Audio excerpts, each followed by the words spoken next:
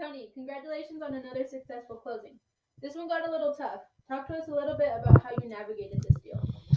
So yeah, this one was different from some of the other ones because we had a new buyer on our side and a new seller on the other side. And both were, I guess you could say, very detail oriented. So there was a lot of nervousness, there was a lot of questions, and it came from both sides. And one of the interesting things with this deal is that, as with any deal, there are certain factors that sometimes come into play that are just beyond our control, right? Things like underwriters and conditions and appraisals and what the other side is thinking. And so it's just kind of one of those deals where everything kind of came together at the same time. And again, it's things that were kind of beyond our control. So it did get a little bit tough, but props to these guys. You know, they were able to stick through it to the end and finally get to the closing table. But it was an interesting one for sure. The buyer mentioned that the home had some issues that they wanted repaired, and the seller wasn't too happy with those. Was that something you expected?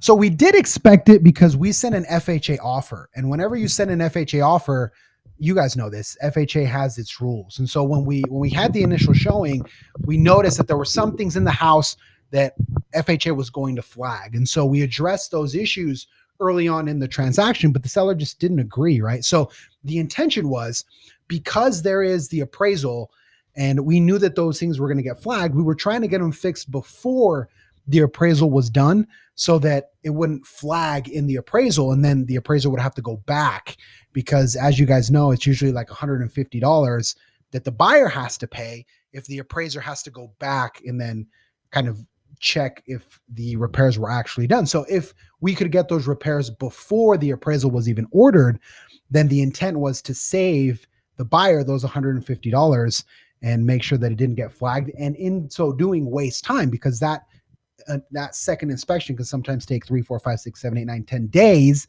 depending on what the appraiser's schedule is. So we tried to get it up front.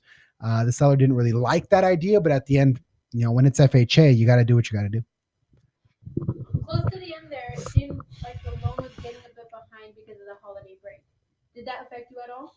So it did a little bit. What we were hoping for was to be able to get through the whole underwriting process before the break.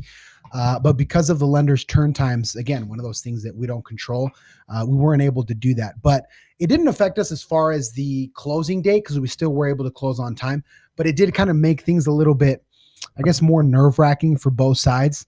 But again, it's one of those things, when you have a holiday, people go on vacation, people leave early, they're short staffed. So that tends to happen quite a bit. And we do try to anticipate for that within our dates. But if an underwriter doesn't get to your file, then they don't get to your file, right? And you just kind of have to wait in line until it's your turn. Even up to the final walkthrough, the seller wasn't ready to move out quite yet. What goes through a buyer's mind when closing time is getting closer and closer? Well, again, it's one of those things where the seller, it was their first time selling. So to some level, I'm empathetic, because I've been there too, right? I've helped first time sellers, and sometimes it's a very emotional thing. You're leaving your home, you're moving away, and moving is always way harder than people anticipate. And so I'm empathetic to that. But at the same time, me representing the buyer, I have to push so that we can meet our deadlines and that our client can get the home in the best possible shape. So it does make things more nerve-wracking. As I mentioned before, the buyer is like, hey, are they going to be able to do this? Are they going to make it? The seller starts to feel pressure, the agent on the other side. So when people are late, when people are behind, they tend to rush things. And by experience, one of the things that I try to be careful about is not over pressure. If I see that a seller is kind of, they're moving out, they're trying to do it, but maybe they're a little bit behind. I've had situations in the past where we really, really pressure, and then they just don't do a good job, right? Or they don't clean the house, and then we have other issues. So sometimes you just have to give them a little bit more time. It kind of sucks for the buyer, but you get a better result on the back end than pressuring, and then they left stuff behind, or the home just isn't clean. And finally, what lesson can you take from a deal like this, where so much was out of your control, yet you still made it to the closing table? Well, I think it's just that, right? Just realize that some things are out of your control and there's nothing you can do. I can't control the appraisal. I can't control the underwriter. I can't control so many different things throughout a transaction. So you have to keep your cool. You have to over communicate and make sure that the buyer understands what is happening and why. and that we do our part, because if we do our part, then things are going to work out. But the issue is when we're not informed or we're not on top of it and we're not doing what we should be doing, then that's where it gets a little bit complex. So whenever you have a transaction like this, the key is make sure it's not you. Does that make sense?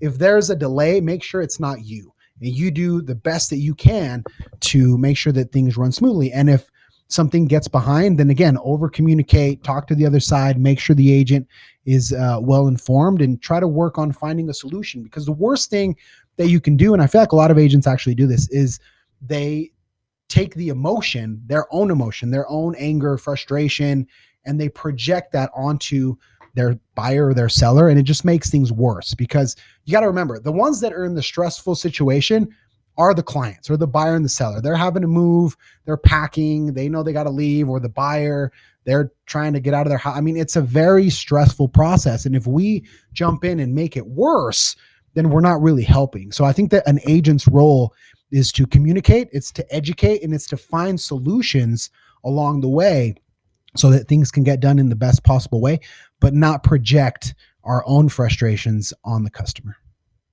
Thank you, Tony. Thanks, guys.